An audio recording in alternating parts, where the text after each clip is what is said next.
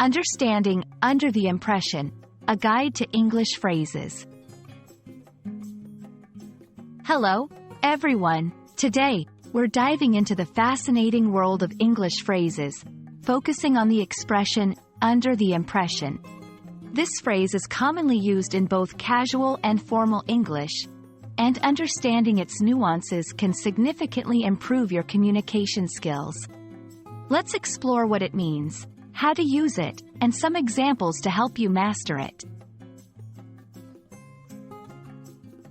Under the impression is a phrase that means believing something to be true based on the information you have, even though it might not be correct. It's often used when you want to explain why you thought something was a certain way, only to find out later that you might have been mistaken or not fully informed. To use under the impression effectively, it's important to understand its structure in a sentence.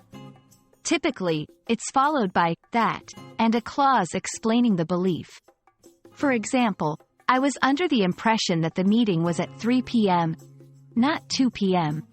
She was under the impression that the project was due next week.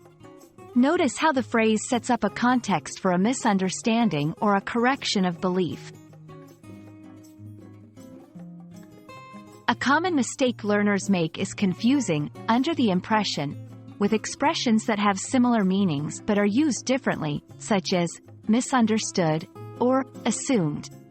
While they can sometimes be used interchangeably, under the impression specifically implies having been influenced by external information or assumptions. To solidify your understanding, let's look at some more examples in different contexts.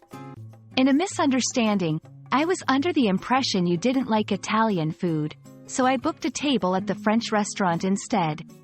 In a professional setting, we were under the impression that the client had approved the budget increase. These examples show how the phrase can be used to clarify a situation or correct a misunderstanding. Understanding and using the phrase, under the impression, can enhance your English communication, making it clearer and more precise. It's a great tool for discussing misunderstandings or beliefs based on received information. We hope this video has helped clarify how to use this phrase effectively. Keep practicing, and see you in our next lesson for more insights into the English language.